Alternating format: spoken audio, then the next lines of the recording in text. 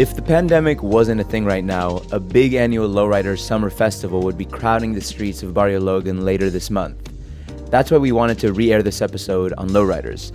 It first came out in October of 2019, and it's a celebration of the lowrider lifestyle, a culture that so beautifully captures the creativity that comes from the blending at the US-Mexico border.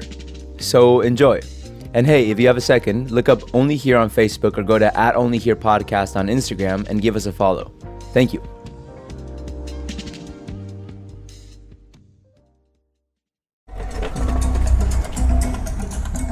It's an unusually cloudy and cool summer evening in San Diego.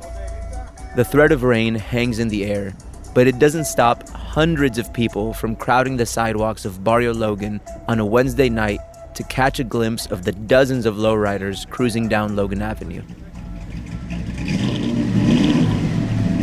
Marco Rabbit Soriano shows off his cherry red 62 Chevy Impala convertible. So I have hydraulics on my vehicle. Here goes.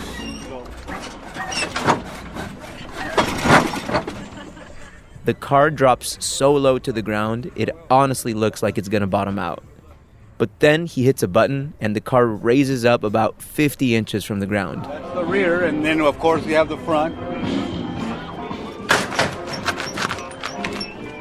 Rabbit and about a half dozen other members of the Impala's Car Club of San Diego are staked out on the east end of Logan Avenue, sitting in lawn chairs with their families next to their impeccably built lowrider Impalas. Yeah, they all have a unique look. Some of them, have extra chrome. Most of our cars have beautiful paint jobs, interiors, pinstriping, chrome undercarriage, some have some really nice engraving and stuff that you can see with some of these cars. This is La Vuelta. Literally speaking, that means the turn in Spanish. But the common use of the phrase, saying vamos a dar la vuelta, is let's go cruise around. Like, let's go dar la vuelta al barrio.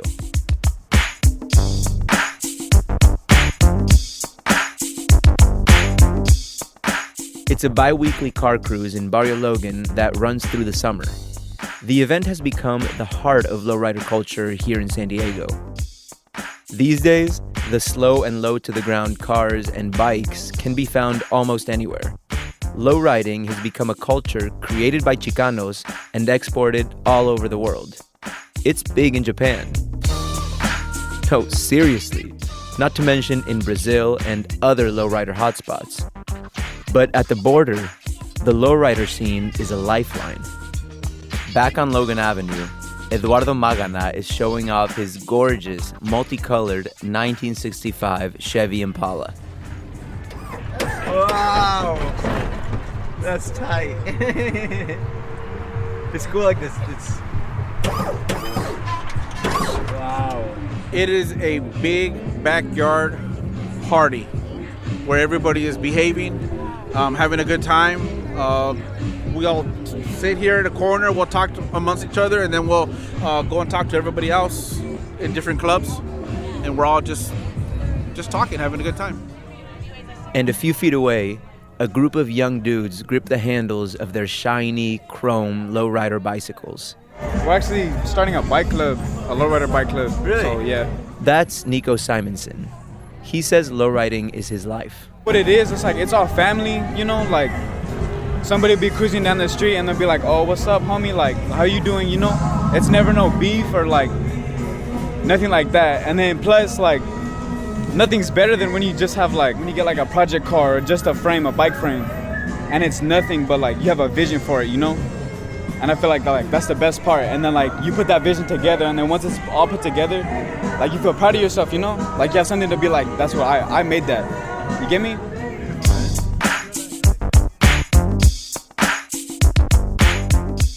For a lot of people here, lowriders are way more than just a hobby. The culture that's coalesced around lowriders on both sides of the border has offered some people here salvation. It's given new meaning and purpose to people's lives. From deportees in Tijuana to military veterans struggling with PTSD in San Diego.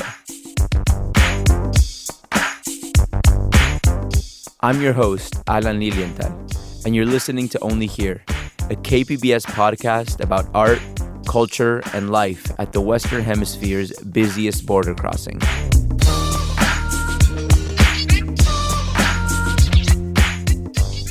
Today, a story about lowriders as life rafts. Only here in a border town can you find such a crucial lowrider culture on both sides of the wall. Stick around.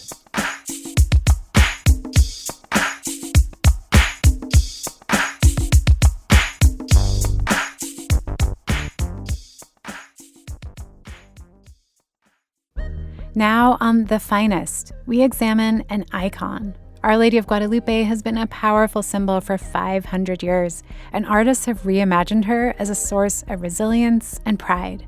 Listen now wherever you get your podcasts. In the United States, lowriders have always been an unmistakable symbol of cultural pride, sort of a badge of honor.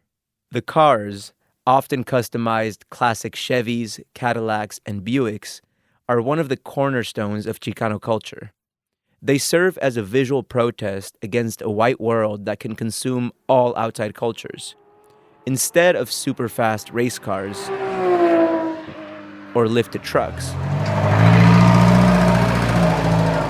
Chicanos wanted their vehicles to be rolling works of art, slow and low to the ground. Being different, not trying to assimilate it into a culture, and also developing it as an art form, because essentially that's what has become, that's what it was from the get-go, and that's what still is today. It's an art form. For us, we do this day in, day out. So for us, it's become a way of life. That's Rigo Reyes, one of the most vigilant keepers of lowrider and Chicano history in the border region. By the way, Rigo says Chicano is a term he and lots of other people in the U.S. of Mexican descent prefer. Other folks like the terms Mexican American, Hispanic, Latinx, or a number of other descriptors. Rigo grew up in the South Bay, right next to the border. His dad grew up in Tijuana, so he's lived his life on both sides of the wall. And in his early years, he never felt he really belonged to either country. We were struggling with that as far as, well, if I'm not from here, if I'm not from there, where the heck am I from? Rigo was 12 when he came across his first lowrider. He says he was immediately hooked. And all of a sudden the car just, boom, went to the ground. As kids, that really, whoa, it was such an attraction. It was such a, it was so impactful that I told myself someday I want to have one of these cars. And essentially the first car that I got was a 57 Chevy. Building his first lowrider was like building a bridge right into the soul of Chicano culture, which was just starting to blossom back in the 70s.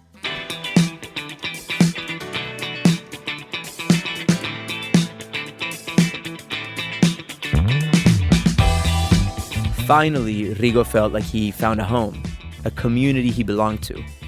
Rigo's been lowriding now for 45 years. He's part of a local lowrider club and helped start the San Diego Lowrider Council, a group that still exists today and helps keep the culture connected and alive.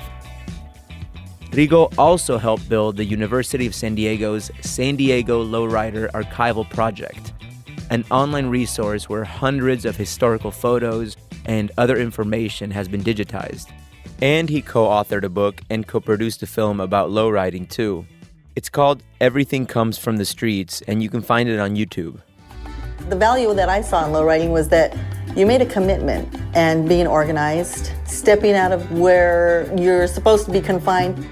We're not in the kitchen, we're in our cars, and we're having fun, and we're going to parties, and we're doing events, and we're part of the community, being role models for younger generations.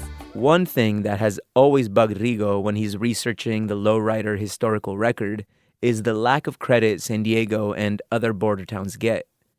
San Jose, New Mexico, depending on who you ask, the origin of the first lowrider is still up for debate. Enrico is not trying to say that the first lowrider was built here, but he is saying that San Diego's proximity to Tijuana contributed a lot to the early days of lowrider culture. We have that accessibility to the region, if you will. The fact that we are so close to the border, we were able to get a lot of work done across the border versus somebody from San Jose that they're far away from here. So their exploration with lowrider was probably different, or the experience might be different. The outcome is probably very similar, but the exploration as far as being a border people, a border town, having that accessibility so close to the border, whether it be for paint jobs, whether it be for upholstery work, even mechanical work or whatever, being so close to the border, it has developed. Rigo says that element is crucial.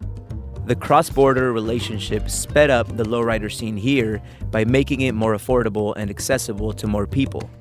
A paint job in LA for something bright or beautiful, it's a lot more expensive than that same paint job in Tijuana. Lowriders built at the border also have a certain look sometimes.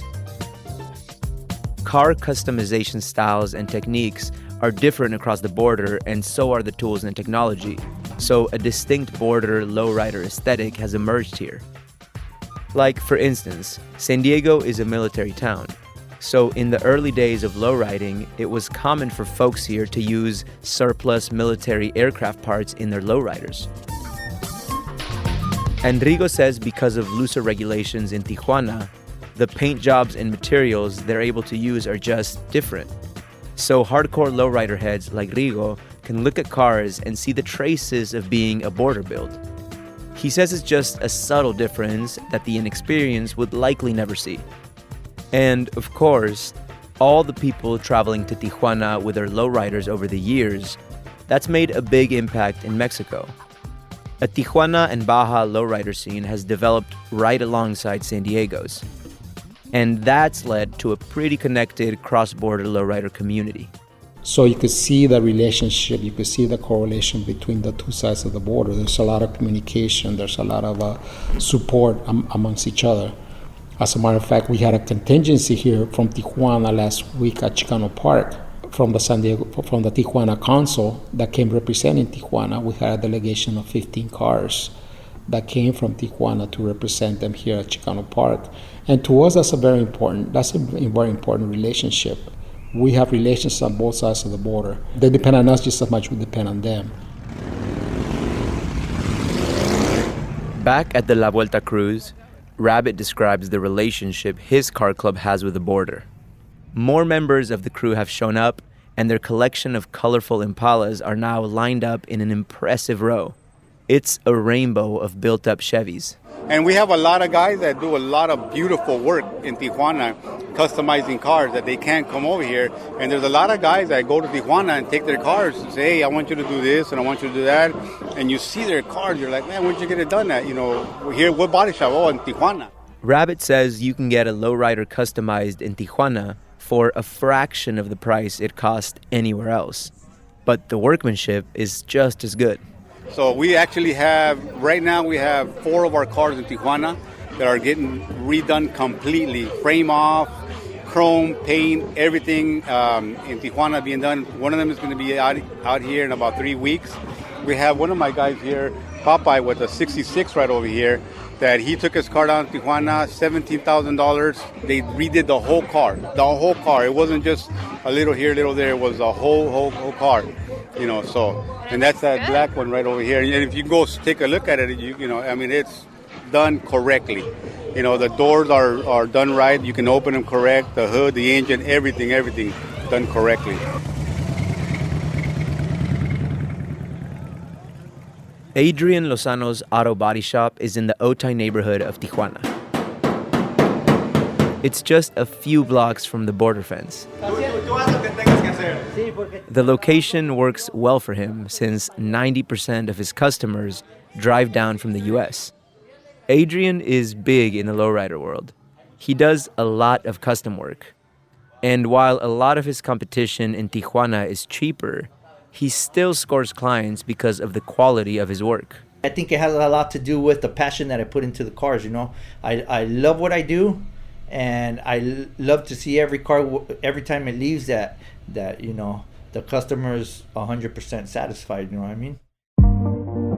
Adrian grew up undocumented in San Diego, but he ended up getting into some trouble as a teenager and eventually got deported to Tijuana in 2000. That transition was difficult. He was alone and scared in a place he knew nothing about. It was hard. It was hard because I was raised in the U.S. all my life. You know what I mean?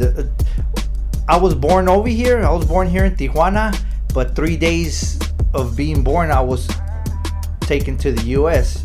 You know what I mean? So I was raised practically all my life in San Diego, but when I got deported, it was a culture shock. It was a shock because I couldn't believe it, but reality snapped in, and I just went with it, and there's always a new start. You know what I mean?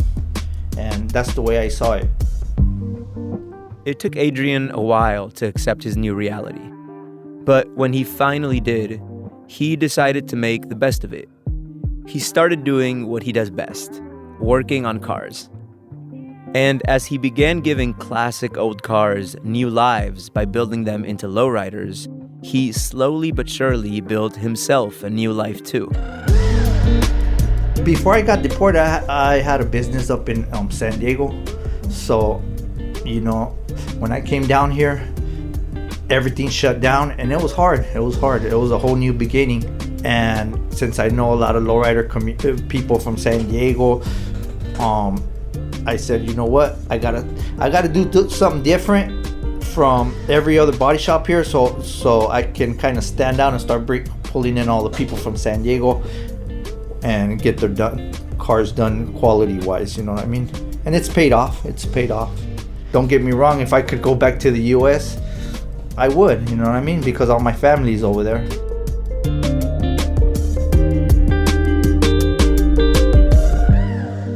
Lowriders have been Adrian's rescue raft. Through lowriding, he found new friends and things to do. It helped him find his way in the new country. Without the lowriding community here, I would feel a little lost. Time for a quick break. When we come back, how lowriding changed the lives of a mortgage broker and an Army veteran. More soon. Now on The Finest. In San Diego and beyond, Our Lady of Guadalupe has morphed in meaning and form over the past 500 years. She can be a source of comfort. She can be a source of pain. Her power comes because she has all of these different facets to her. Listen now wherever you get your podcasts.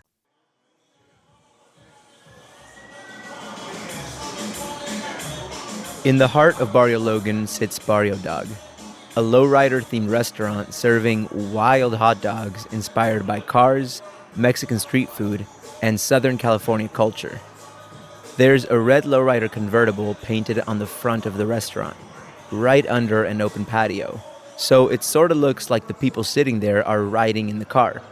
The words Lowrider Lane are stenciled right below the mural. Inside, a lowrider bike sits in the corner, and lowrider memorabilia covers nearly every inch of the walls. Everything from posters to framed t-shirts and paintings. A lowrider video plays on repeat on the screen mounted on one of the walls. This popular restaurant on Logan Avenue actually started as a lowrider itself. A lowrider hot dog cart, to be precise. We built a hot dog cart out of a 64 Impala. We rented out a little art gallery down the street on Logan and Evans, and we started off selling 2 hot dogs, the Virgen and El Cholito. This is a kind of a project of passion between my compadre and I. I'm from this neighborhood. I was born on Irving and Crosby, so just a few blocks from where we're at right now. And to get an opportunity to come and do a project like Barrio Dog in my neighborhood was something that we never dreamed of. That's Pablo Rios, co-founder of Barrio Dog. Pablo is a lowrider fanatic. He's got slicked back black hair and big expressive eyes that let you know when he's excited. Dressed in a gray Barrio Dog shirt, jeans, and Nike sneakers, Pablo makes a round through the restaurant, giving hugs and handshakes to the handful of people sitting down for an early lunch. It seems like he knows just about everyone here.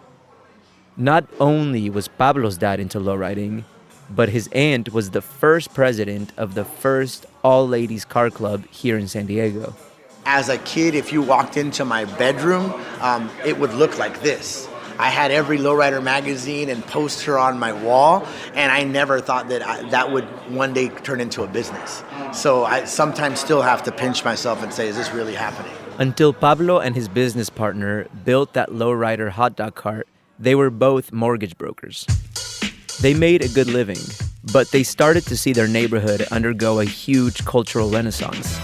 Abandoned buildings became art galleries, and slowly but surely, Logan Avenue became one of the busiest streets in downtown San Diego. They realized they wanted to be a part of it. So they dove in, and their lives changed as quickly as the neighborhood did. Barrio Dog was always something that my compadre and I had talked about doing, but we had no set date.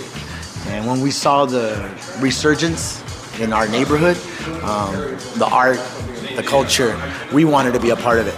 So we took the initiative in 2017 by building our hot dog cart and started operations then. The cart concept was so popular that Pablo and his partner were able to turn it into a full-scale restaurant by 2018. And even though they had to leave their lowrider cart behind, they've kept lowrider culture as the centerpiece of the restaurant. So here you see a representation of something that's very important to Barrio Logan, and that's the art, history, and culture of lowriding. My dad started building cars here in 1969 when lowriding was just getting its jump start. They were going to aircraft salvage yards and taking parts off of aircraft planes to build the first hydraulic systems. So a lot of this is celebrating what my dad had participated in. And then also I started building cars here in 1992. I'm a lowrider enthusiast. So a lot of these posters that you see hung on my wall when I was in high school. So getting to one space and allowing people to enjoy not only the food culture, but also the culture and history of something that's so important here to the neighborhood. The menu is packed with hot dogs that go far beyond the basics. Here's Pablo showing off his culinary creations in a segment for Televisa. Tenemos cebollita fresca, lleva tomate fresco. Qué rico se ve, ya se me está abriendo el apetito, mano. Ahora lleva jalapeño fresco. Jalapeño, échale. Le ponemos crema. They've got border-inspired ingredients like tamarindo barbecue, pickled jicama, and spicy cactus fruit salsa. You can also order sides like elote, or Mexican street corn. And, of course, they have the Tijuana-born bacon-wrapped dog. Pablo says the food itself is inspired by lowriders. It's a form of an expression for each individual because the time that it takes to build one of these beautiful machines has to do with your own artistic vision. And what we did was we took that same approach of building a lowrider to each one of our hot dogs. And that's where the Barrio Dog fusion comes into play.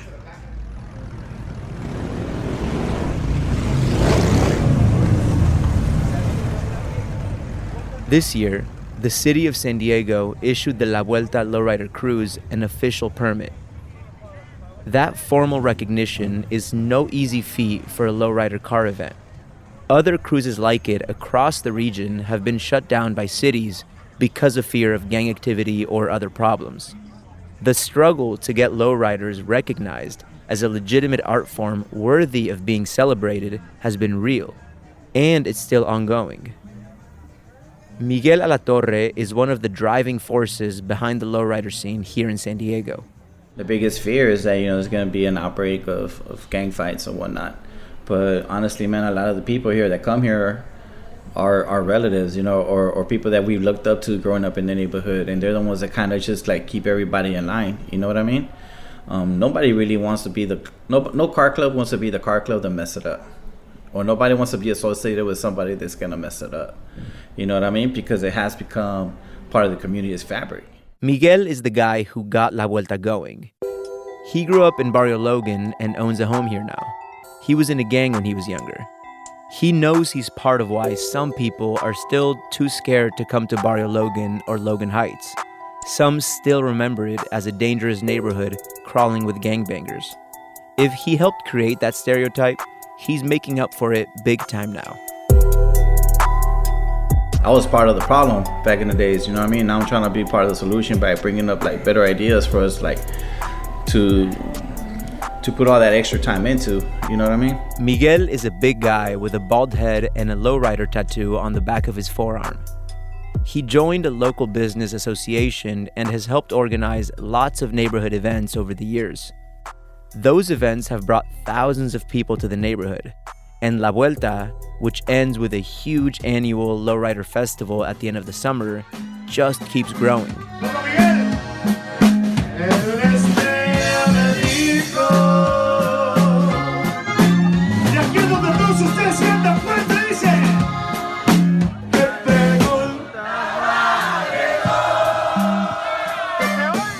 Miguel is not surprised by La Vuelta's success. He knows how big of a role lowriders can play in people's lives. His own love of lowriding runs deep. Born in Tijuana, he became a citizen in the US and served 4 tours in Iraq and 1 in Afghanistan. On his last tour, Miguel was injured in an IED ambush and got a medical discharge from the army. But he didn't want to stop serving. And he had a really hard time adjusting. Lowriders helped. I bought a 59 convertible. It's always been my dream car, and I bought it. And during my recovery, I started working on it. You know, I got a couple of friends that helped me work on it, and that's what like helped me get through probably some of the darkest times of my life. You know what I mean? That's like a period of my life I don't really get too much into, That's fine. but yeah, my neck, my back, shoulders, everything. So it took me like 2 years. Nerve damage, you know, like walking was an issue. So it was just dark times, you know what I mean? So when I bought the car, it just like all that negativity I was going through, like I was just putting it in, you know what I mean? I would work 10, 12 hours on my car, you know what I mean? Just because I had so much anger and I had so much like stress and everything. So I was like just on it. So in a way, it was like my therapy, you know what I mean? No matter what kind of counseling they made me go to or whatever, it didn't do anything for me like working on my car did.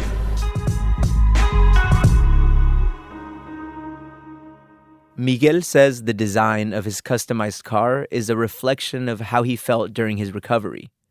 It's a mix of dark purple and blue, and the 2 colors come together on the hood and trunk of the car, mashing together in a tribal-like design. The patterns of it was just, that's how I felt my mind, like in swirls sometimes. So that's why it's got patterns on it, because it takes me back and it humbles me, like, and it reminds me, like, hey, no matter what I go through in that day, like it'll never be as bad as the day when I got hurt, you know what I mean? Or never be as bad as whatever I've been through in my life. You know, things can only get better. He says La Vuelta is his way of giving back to his community. Maybe there's someone else out there struggling with things the way he did. And maybe a lowrider can help. You know what I mean? I do it because it's what I love to do. It's what helped me get through my dark times. And maybe, you know, on a Wednesday night, some dude's going through a bad one and he just wants to, you know, take a break and out of reality and go enjoy a ride, take a walk, you know, and escape from it, you know, get inspired. You never know what it is that'll trigger somebody's mind, you know? Mm-hmm.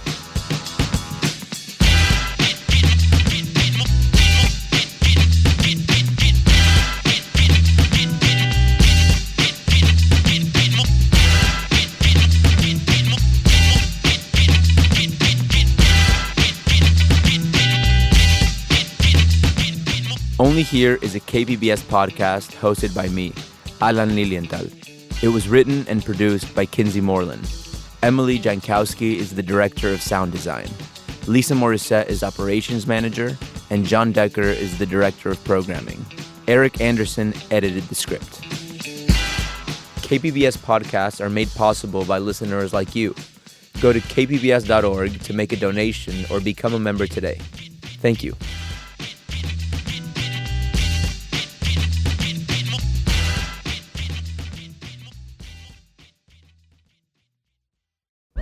Now on The Finest, we examine an icon. Our Lady of Guadalupe has been a powerful symbol for 500 years, and artists have reimagined her as a source of resilience and pride.